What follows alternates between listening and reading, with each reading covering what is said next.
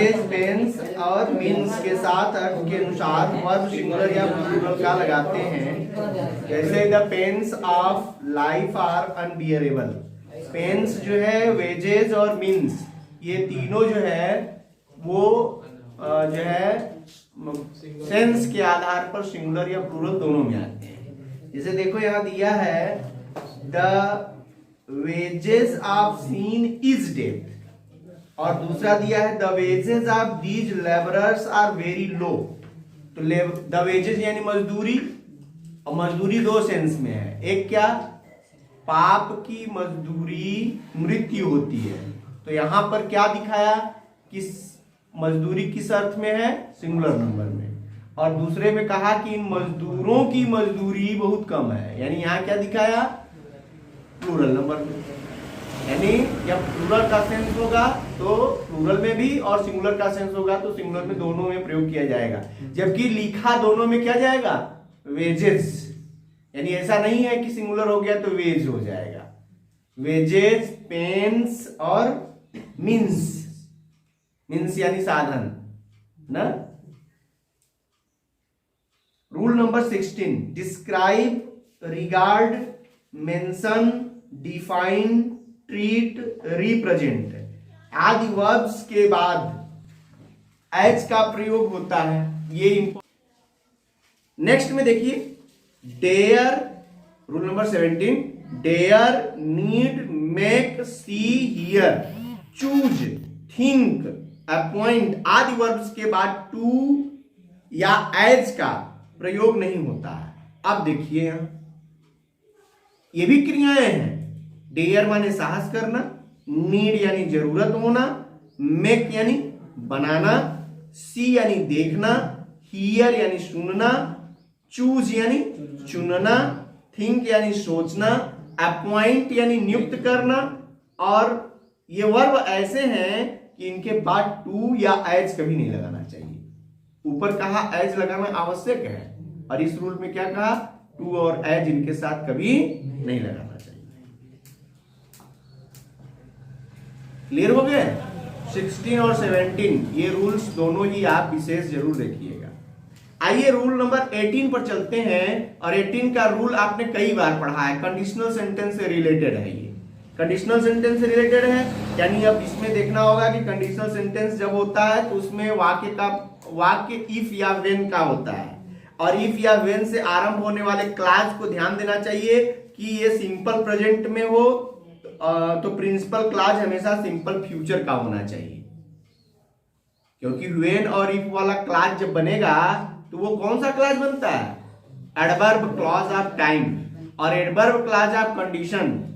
ठीक है, और इन दोनों में ही क्या है कि यदि वाक्य व्हेन या इफ वाला वाक्य प्रेजेंट टेंस में है तो हमेशा प्रिंसिपल क्लास किस में जाएगा, फ्यूचर इंडेफिनिट टेंस में।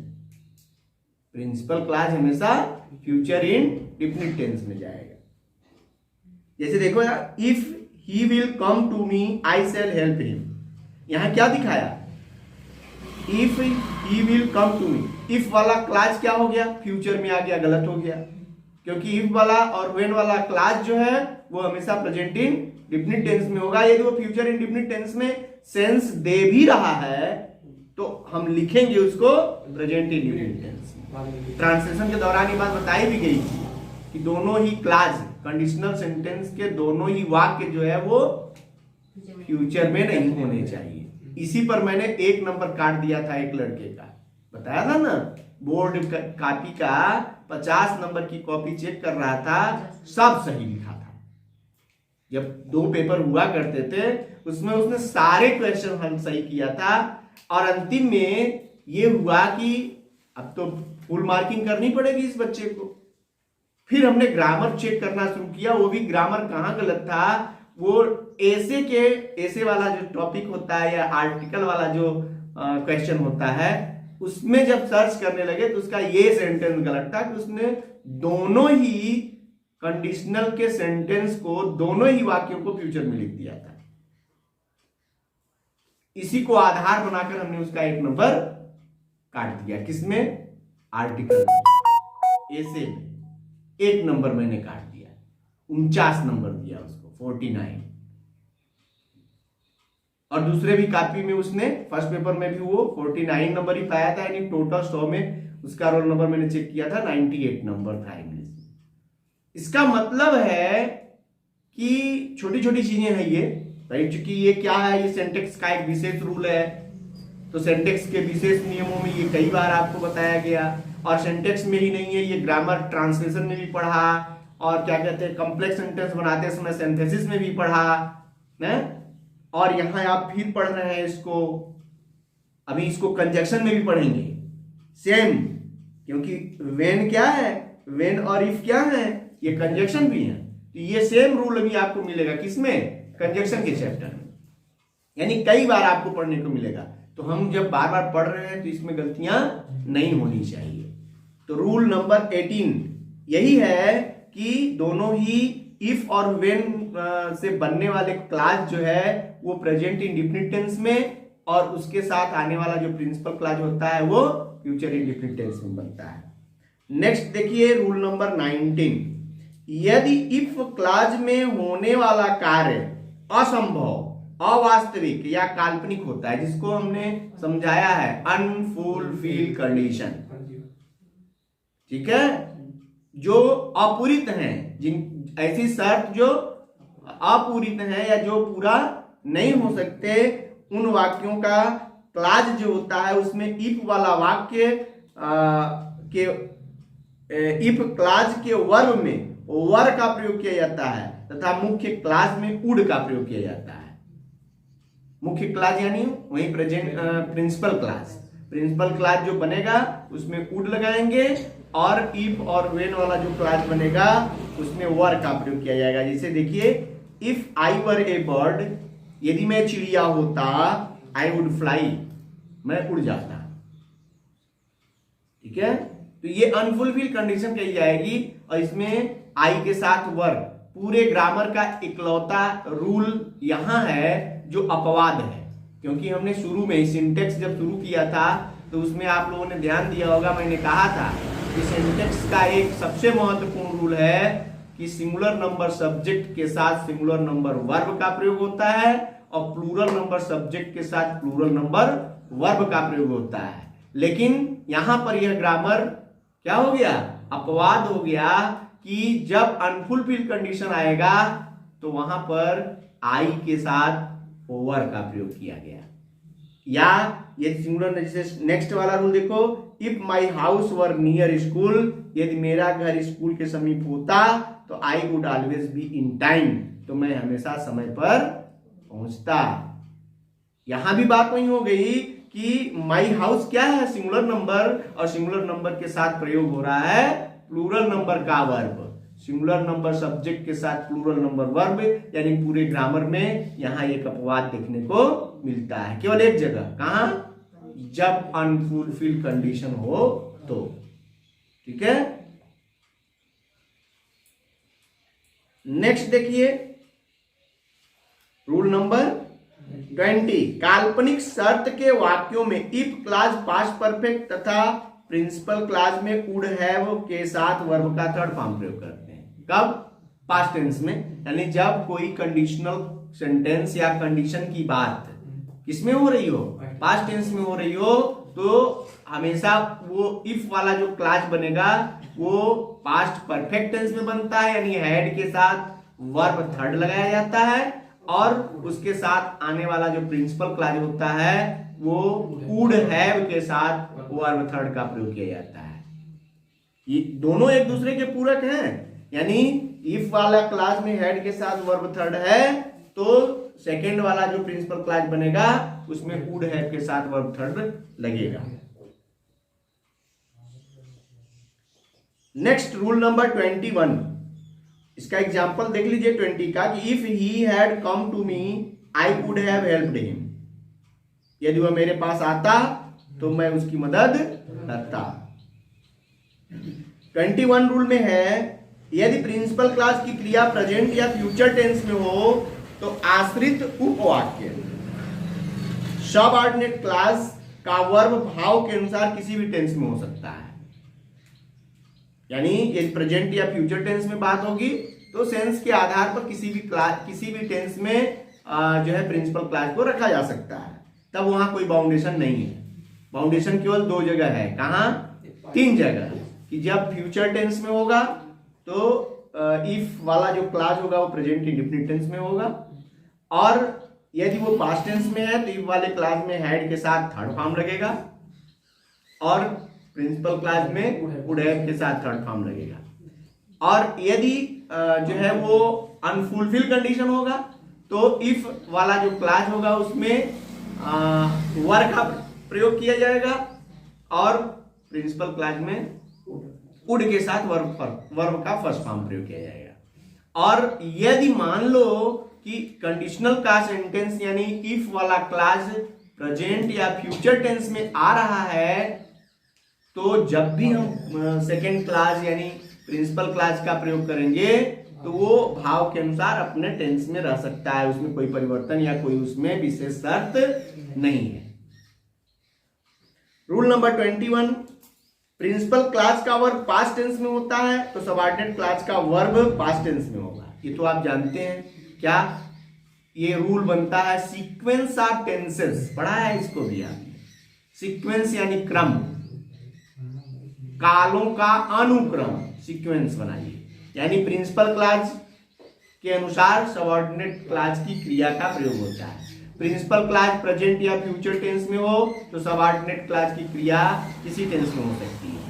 यदि प्रिंसिपल क्लॉज पास्ट टेंस में हो तो सबऑर्डिनेट क्लॉज की क्रिया पास्ट टेंस में हो जाती है। लेकिन अपवाद है कि यदि प्रिंसिपल क्लॉज की क्रिया पास्ट टेंस में है और सबऑर्डिनेट क्लॉज में universal truth, habitual action, historical events या प्रोवर्ब्स, कहावतें आ जाएं तो उनके टेंस का परिवर्तन नहीं होता, या वो जिस टेंस में रहते हैं उसी में रख दिया जाता है।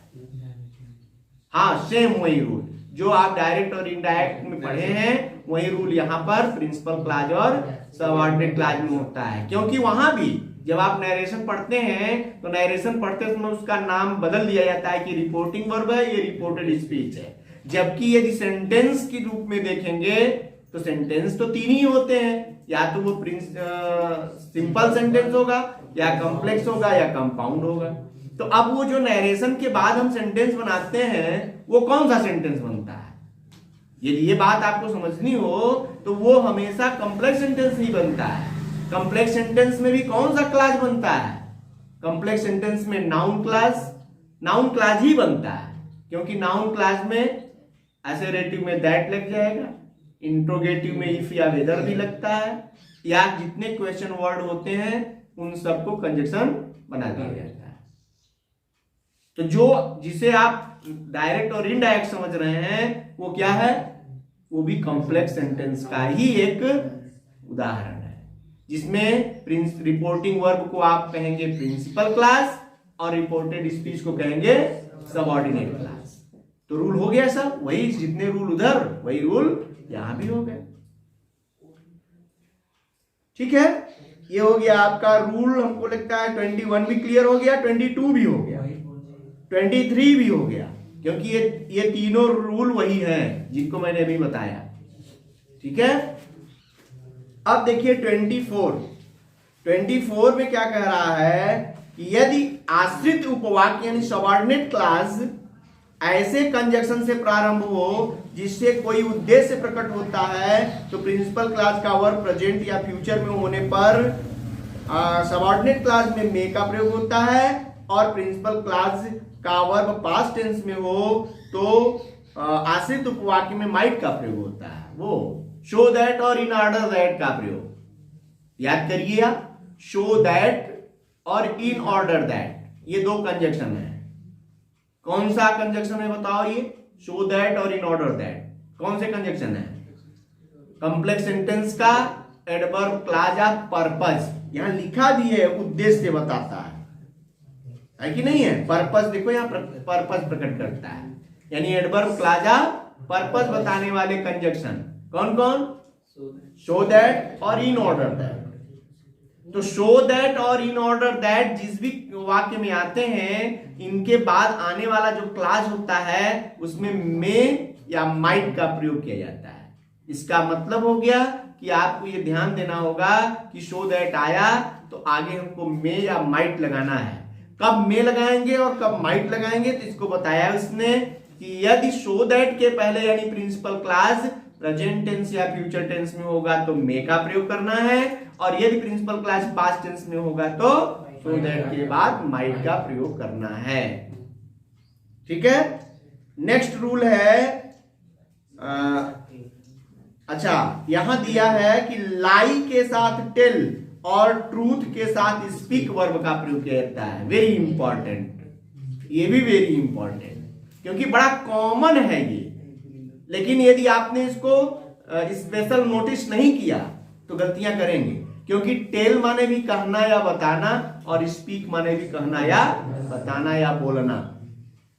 तो टेल अलाई और स्पीक द ट्रूथ, जब भी सत्य बोलने की बात होगी तो स्पीक का प्रयोग करेंगे, और जब झूठ बोलने की बात होगी तो टेल का प्रयोग करेंगे। वर्ब बदल जाते हैं। ठीक है। नेक्स्ट रूल नंबर 26 देखिए, शैल का प्रयोग फर्स्ट पर्सन के साथ केवल फ्यूचर टाइम दिखाने को होता है। जब शैल का प्रयोग सेकेंड या थर्ड पर्सन के साथ होता है तो आज्ञा यानी कमांड, प्रॉमिस, थ्रीट या डिटर्मिनेशन प्रकट करता है। जानते हैं कि नहीं जानते हैं? आई और वी के साथ शैल फ्यूचर टेंस में, आई और वी के साथ शैल, और शेष सभी सब्जेक्ट के साथ विल का प्रयोग होता है कॉमन वे में, सिंपल वे। लेकिन जब ये विशेष यूज में आता है, विशेष यूज क्या क्या, जैसे कमांड हो, आदेश, या थ्रीटेन यानी धमकी हो, ठीक है, या प्रॉमिस यानी वादा वचन हो, या डिटर्मिनेशन यानी दृढ़ इरादा हो, पक्का इरादा, दृढ़ इरादा, तो वहां पर ये प्रयोग जो होते हैं वो उल्टा हो जाते हैं। यानी आई और वी के साथ विल और से सब के साथ शैल का प्रयोग किया जाएगा। ठीक। नेक्स्ट, सेकेंड और थर्ड पर्सन के साथ विल का प्रयोग फ्यूचर टाइम दिखाने को होता है। अगर विल का प्रयोग फर्स्ट पर्सन के साथ हो तो इच्छा, वादा, धमकी या इरादा और दृढ़, वही बात, सेम बात वही है जो ऊपर अभी कहा गया। ये उल्टा हो जाते हैं, आई और वी के साथ विल और से सब के साथ शैल हो जाता है। Rule number 27 and last, yesterday का प्रयोग पास्ट टेंस में और टुमारो का प्रयोग फ्यूचर टेंस में होता है। ये तो सबसे कॉमन बात है, इसे आप समझ सकते हैं। लेकिन जो जितने कॉमन होता है वो उतना ही खतरनाक होता है। जिसको आप जितना सरल समझते हैं वही आपको खतरे में डाल देता है। इसीलिए ये ध्यान में रखिए कि यस्टरडे आया तो वो पास्ट टेंस की बात होगी, और टुमारो आया फ्यूचर टेंस की बात होगी। कहीं यस्टरडे में ही फ्यूचर टेंस ना हो जाए।